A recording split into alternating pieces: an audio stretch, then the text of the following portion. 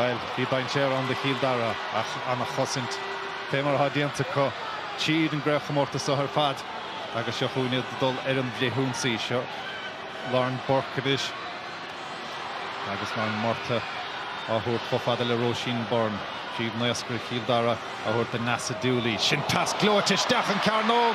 Agus an sunnistig. Hatrina Duggan. Duggan agus iarach. Arma vod fad agus fad a tapdón. Tas glóite a chuigistach. Cho fada le arma chomert a fad an sunno Cill Dara.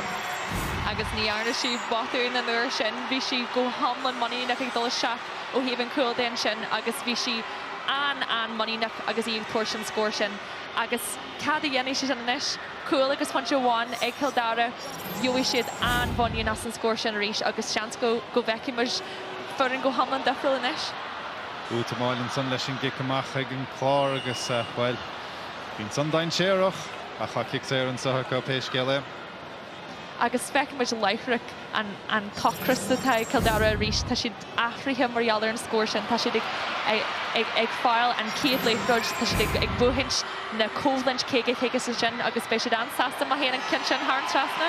Roisin Bourne agus a chéad scór an imirt fachta ag an bríomh naascar éis sin 5 pointe sa chréoch mórtas go dtí sa cé agus tháinig sé sin ar fad sais ó botúna bhí á dhéanamh ag an chlár é díreach an chaid a glanamach.